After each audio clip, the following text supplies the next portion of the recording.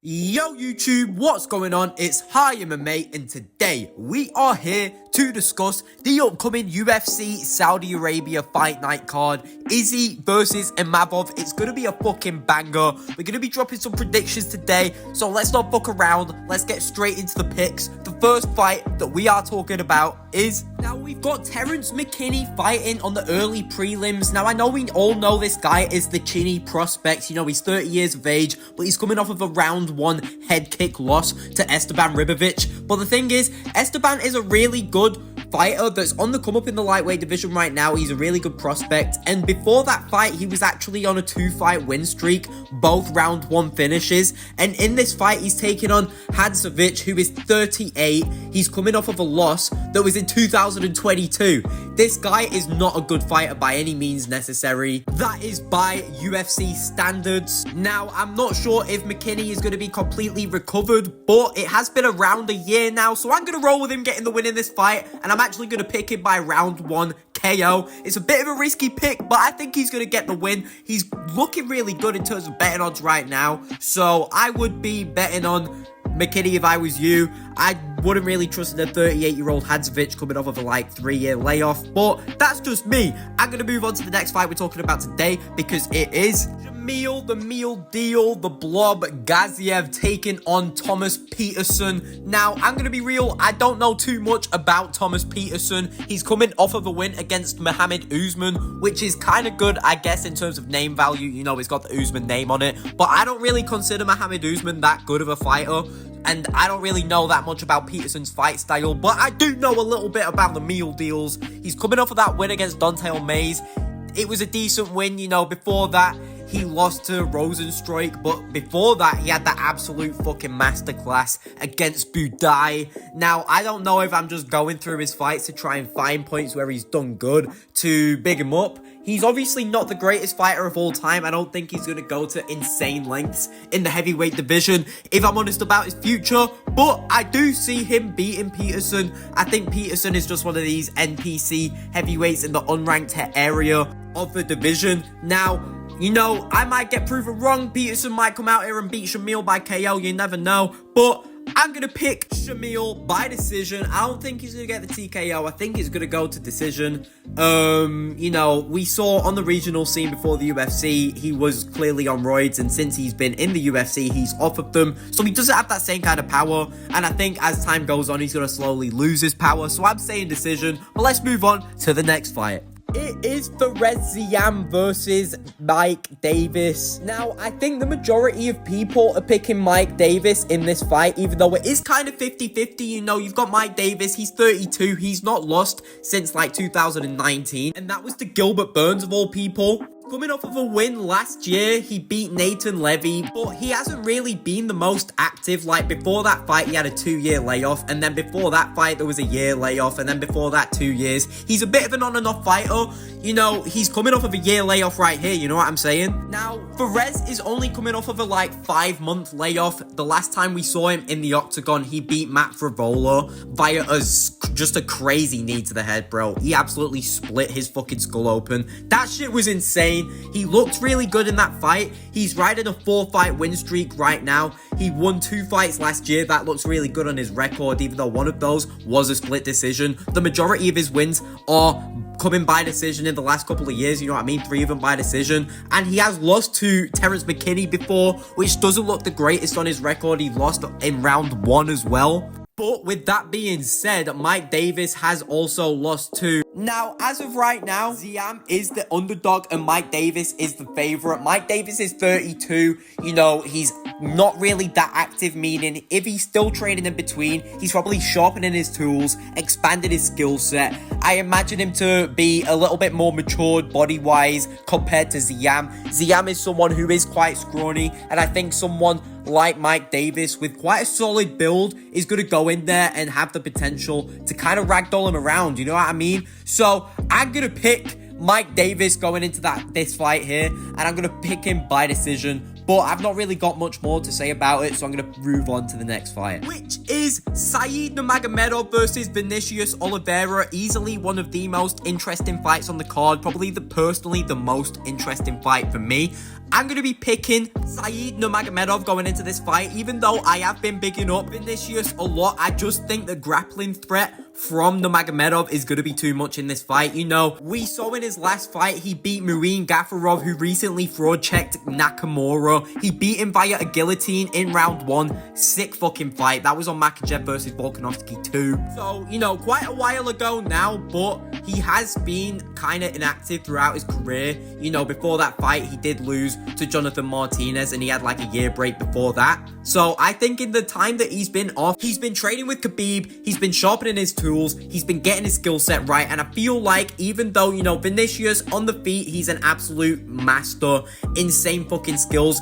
You know, Saeed isn't completely fucking cooked on the feet, and, you know, even though Vinicius, yeah, he's coming off a great win against Ricky Simone, where he absolutely styled on him for the most part. He did fuck up his leg in the 3rd round via checked leg kicks. Saeed does have the fight IQ to be checking leg kicks, and also in the fight before that, where he got the flying knee over Sopaj in round 3, you know, for the most part of that fight, he was actually losing, he was getting out grappled, and before that, you know, he was on the Contender Series, so there isn't too much to really see on him. So I'm going to be leaning towards Saeed Nurmagomedov in this fight. It is really close. There is the chance that Vinicius goes out there and just styles on Saeed and just fucking finishes him. You never know. But I'm going to be going for the logical pick here, and I'm going to go for Saeed Nurmagomedov getting the fucking win. But let's move on to the next fight that I want to talk about today. It is Jairzinho Rozenstruik versus Sergey Pavlovich. I'm going to come right out and say it. I think this is going to be an easy win for Pavlovich. I think Pavlovich is going to KO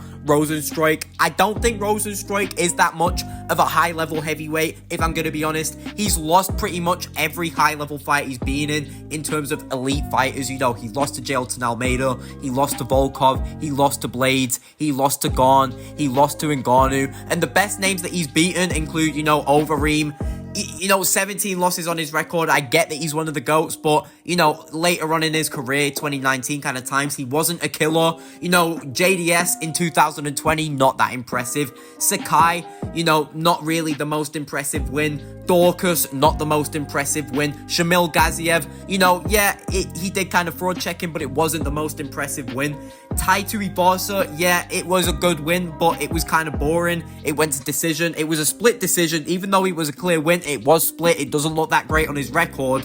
And he's going in there with Sergey Pavlovich, who is an absolute fucking killer and has only lost to the best competition in the heavyweight division. He has only lost to Tom Aspinall and Alexander Volkov. Alexander Volkov, who just went out there and absolutely styled on Cyril Gane and somehow got robbed in that fight. You know, earlier last year, he absolutely styled on Pavlovich as well. And, you know, the only person that Pavlovich has lost to other than that was Alistair Overeem, but that was in 2018. It's completely irrelevant now. And he's KO'd people like fucking Blades, Tuivasa, and Derek Lewis. You know, he's got great wins on his resume, and I think he's going to go in here and absolutely wipe out Rozenstruik via KO. Probably quite early. I think we might see it go the full first round, though. I think there will be time where they're both going to be measuring each other out, kind of similar to what Rozenstruik was doing against Tuivasa. But I think eventually Pavlovich is going to catch him and he's going to finish him. I'm going to pick him by a KO in round 2.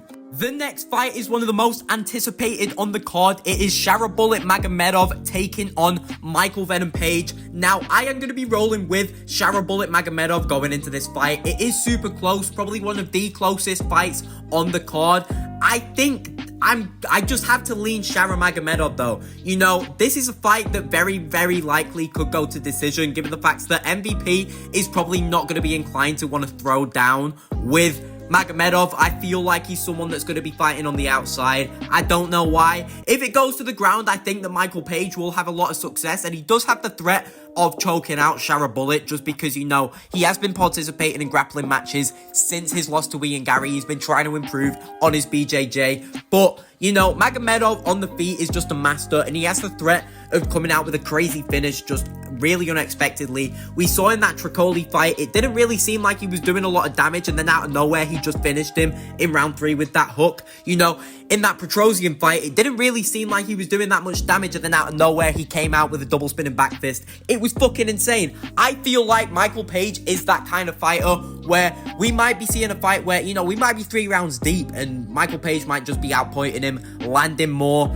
finding his range, and then he might just make one silly fucking mistake, taunt for 1 second too long and get caught by Shara Bullet. You know, I feel like Shara Bullet has more of a potential to finish Michael Page than Michael Page does Shara Bullet. And I feel like in a place like Saudi Arabia, if it goes to decision, more than likely Shara Bullet is getting that fucking judge's nod. So I'm going to pick Shara Bullet going into this fight. I don't think you need to break it down much further than that. You know, if it goes to the ground and it stays on the ground for a long time, MVP is definitely going to get the win. Remember that I said that going into this fight, but I don't think we're going to see it on the ground for that long. Personally, I don't think Michael Page is going to turn into an absolute nut hugger. So I'm going to lean towards Shara Bullet getting the win here. But, you know, like I said, not much more to break down, so I'm going to move on to the next fight that we have to speak about today. It is the main event, HIGHMMA versus Adesanya. Now, I'm going to come straight out and say it. I'm picking Adesanya via round 3 TKO or round 4 TKO in this fight. I feel like Adesanya is going to get the win, even though HIGHMMA clearly is an elite level fighter. We saw in that Brendan Allen fight, he got taken down in the first round and absolutely controlled. He could have lost a lot of stamina. He got completely outworked. It could have been a 10-8 round on some judges' scorecards, but he came back in the second and third, absolutely dominated Allen with some elite striking, made himself, you know, look like a star. He looked like he could be going on to challenge for belts with the kind of skills he was showing off. But he's going in here with what I consider to be the greatest middleweight of all time, Israel Adesanya. And Adesanya is coming off a loss to Dricus du Plessis, where he was actually looking pretty good leading up to the finish. You know, on the feet, his boxing was working really well. It was just, you know, he didn't really seem to be using his leg kicks as much. And I feel like in a fight against HIGHMMA, he needs to be using his leg kicks. We saw in the past, you know, like in that Buckley fight, those leg kicks were doing some damage. And HIGHMMA is kind of susceptible to bro, I can't say that word. You know what I'm trying to say though. He's susceptible to those fucking things. He's susceptible to leg kicks. Izzy needs to be working him in this fight if he wants to be seeing major success on the feet. He needs to work out the legs of HIGHMMA so we can get in close and work that crisp new boxing. And I feel like he's getting more confident on the ground is Adesanya, and I feel like, you know, the fact that he got out-grappled by DDP doesn't matter much when DDP is literally the champ. HIGHMMA isn't champ material in today's middleweight division. He is an elite level fighter though. I just feel like Izzy has more ways to win this fight. And, you know, he's only lost to the best fighters in the division. So I'm going to pick him in going into this one via round 3 or 4 TKO. I think he's just going to outwork HIGHMMA. It's going to be a mainly stand-up fight. And, you know, you could trust Izzy to win a kickboxing match. This guy is KO'd the likes of Alex Pereira. You know what I'm saying? I don't really think we need to get more technical and break it down that much more than that. You know, it's going to be a sick fucking fight. I'm hyped. I love these Saudi Arabia cards. I missed out some fights, you know, that I'm not really as interested in. I thought I'd get the fucking important ones spoke about. I'd like to thank you all for watching today's video. You know, I'm going to be dropping a couple more this week. It's a big week for the UFC. Next week, we got UFC 312. We've got UFC 3 what, bro? I can't even speak. UFC 313 to talk about. There's a lot to fucking get through, boys. So expect a lot of videos coming soon. I'd like to thank you all for watching. And you know what I'm going to say. You don't have to like. You don't have to subscribe. Do what the fuck you want, man. But I'll catch you all in the next video. Peace out.